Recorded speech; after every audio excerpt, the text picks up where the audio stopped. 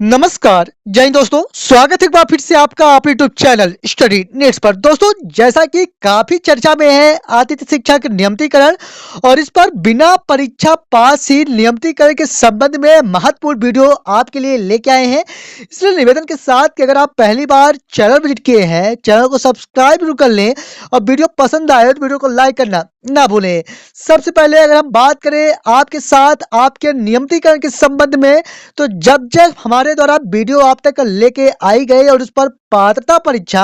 या अन्य कोई परीक्षा संबंधी बात कही गई, उस पर आप सभी की लगातार टिप्पणियां देखने को मिली है कि आपका जो नियमितीकरण है वह बिना परीक्षा के भी क्या संभव है अथवा नहीं, क्योंकि आप परीक्षा देने के पक्ष में यहाँ पर सहमति नहीं जता रहे हैं। तो दोस्तों, इस बिंदुओं को निश्चित तौर पर हम स्पष्ट करेंगे पूरे प्रमाण के साथ, इसलिए निवेदन के साथ कि वीडियो में अंत तक जरूर बने रहें। पूरी स्थितियां आपको यहाँ पर साक्ष्य के साथ कंफर्म होने जा रही हैं कि आप बिना परीक्षा के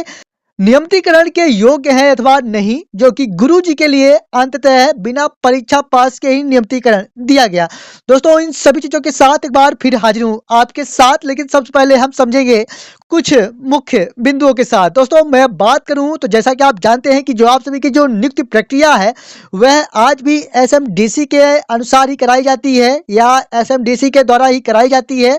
इसी के साथ मेरिट में पूरी तरह से निष्पक्षता का भी जो अभाव देखने को मिल रहा है, लगातार अलग अलग जगहों से कंप्लेन देखने को मिल रही है। हालांकि यहाँ पर जो भी आतिथ्य शिक्षक हैं उनके द्वारा ये बात नहीं कही जाती, लेकिन जो निष्पक्षता के लिए लगातार बात उठाई जाती है, तो निश्चित ही कह सकते हैं कि निष्पक्षता का जो अभाव देखने को मिलता है उसके कारण भी कहीं ना कहीं आपको समस्या देखने को मिलती रहती है। इसी के साथ मैं बात करूं तो शुरुआती दौर में नियमों में कड़ाई न होने के कारण, जैसा कि आप जानते हैं कि नियुक्ति प्रक्रिया पूरी तरह से अपारदर्शी देखने को मिली है। और दोस्तों, उसी का कारण है कि आज भी काफी लोग यही कहते आ रहे हैं कि नियुक्ति प्रक्रिया में पारदर्शिता न होने के कारण जो आतिथ्य शिक्षक नियमितीकरण का मुद्दा है वह कहीं ना कहीं प्रभावित होता रहा है। दोस्तों, हालांकि अब जो स्थितियां हैं तो पूरी तरह से निष्पक्ष हो चुकी हैं, पूरी तरह से पारदर्शी हो चुकी हैं। भर्ती प्रक्रिया में काफी कुछ नियम बनाए जा चुके हैं,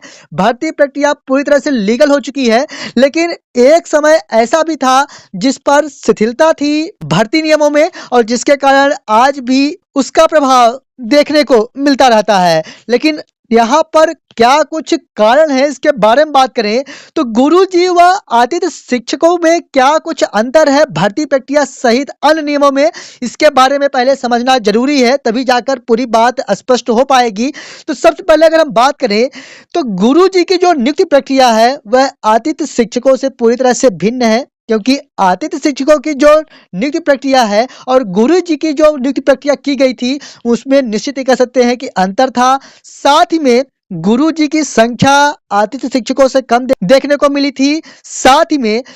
गुरु जी के समय नियमों में काफी शिथिलता रही, जबकि अब आरटी व एनईपी जैसे नियम लागू किए जा चुके हैं। और वही कारण है कि आप कई बार प्रभावित हो रहे हैं अपने नियमितीकरण को लेकर, क्योंकि जो गुरु जी के समय में नियम थे वे कुछ और थे और आज नियम जो हैं वे दूसरे हैं। निश्चित ही कह सकते हैं कि आज आरटी है, एनईपी है और दोनों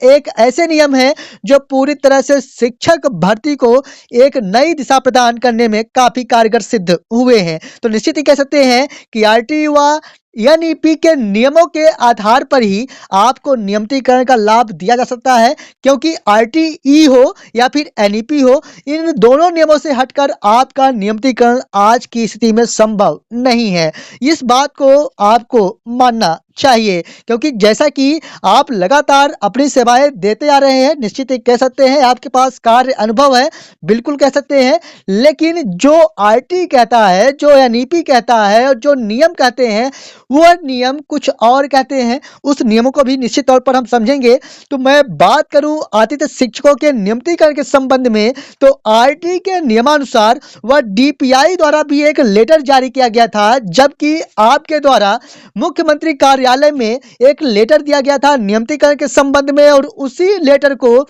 मुख्यमंत्री कार्यालय से डीपीआई की ओर प्रेषित किया गया था और डीपीआई की ओर से एक जवाब दिया गया था। आप सभी आतिथ्य शिक्षकों के नियमितीकरण के संबंध पर उस पर साफ उल्लेखित किया गया था कि आप सभी आतिथ्य शिक्षकों को 2 ही कंडीशन में नियमितीकरण दिया जा सकता है। पहला बीएड व डीएड यानी प्रशिक्षित होना कंपलसरी था और दूसरा पात्रता परीक्षा या परीक्षा पास होना कंपलसरी बताया गया था। और दोस्तों मैं आपको बता दूं कि उस पर कार्य अनुभव का कहीं पर भी जिक्र नहीं था और जिसके कारण पूरी तरह से स्थितियां स्पष्ट है कि आप बिना पात्रता परीक्षा या अन्य विभागीय परीक्षा के बिना नियमितीकरण नहीं पा सकते। तो पूरी स्थितियां स्पष्ट हो चुकी हैं कि आप बिना विभागीय परीक्षा या पात्रता परीक्षा के नियमितीकरण तक नहीं पहुंच सकते। तो दोस्तों जब जब भी हमारे द्वारा वीडियो लेके आई जाती है उस पर बताया जाता है कि पात्रता परीक्षा या विभागीय परीक्षा में आपको उत्तीर्ण होना कंपलसरी है, उस पर आप सभी के निगेटिव कमेंट्स देखने को मिलते हैं और आपके द्वारा एक ही बात कही जाती है कि इस प्रकार के कोई नियम नहीं है। तो मैं आपको बता दूं कि अगर नियम नहीं भी है तो आगामी समय में नियम बनाए भी जाएंगे तो पात्रता परीक्षा व प्रशिक्षण के आधार पर ही बनाए जाएंगे, क्योंकि योग्य शिक्षक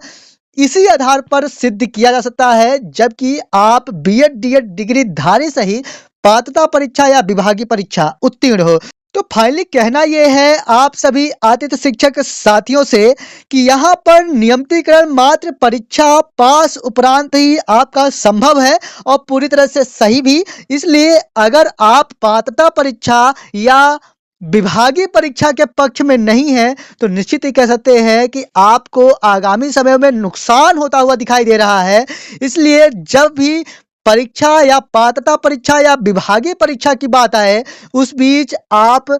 उस नियमों का पूरी तरह से सपोर्ट करें और ताकि आप सभी आतिथ्य शिक्षक साथियों का भविष्य सुरक्षित हो सके। और जैसा कि आप जानते हैं कि आपसे संबंधित या आपके भविष्य संबंधी कोई अच्छी अपडेट्स मिले, इसी शुभकामनाओं के साथ हम हमेशा ही कुछ आप तक अच्छी अपडेट्स लेके आते रहते हैं। फिलहाल इस वीडियो का लाने का मात्र एक ही उद्देश्य था कि आज भी काफी ऐसे आतिथ्य शिक्षक हैं जो बिना परीक्षा के ही नियमितीकरण के पक्ष में या नियमितीकरण की मांग कर रहे हैं। तो मैं आपको बता दूं कि नियमितीकरण एक ही शर्तों पर किया जा सकता है, वह है विभागीय परीक्षा या पात्रता परीक्षा उत्तीर्ण आतिथ्य शिक्षक साथियों का ही। इसलिए अगर आप आज भी परीक्षा पास करने के पक्ष में नहीं है तो पूरी तरह से कि परीक्षा पास उपरांत ही आप सभी का नियमितीकरण संभव है। दोस्तों पूरे यकीन के साथ कह सकते हैं कि इस वीडियो के साथ आप निराश नहीं हुए होंगे और इस वीडियो के साथ पूरे प्रामाणिकता के साथ बात रखी गई और आप इस बात से सहमत हैं। इसी आशा व विश्वास के साथ मिलेंगे आप संबंधित एक और नई वीडियो के साथ, तब तक के लिए धन्यवाद।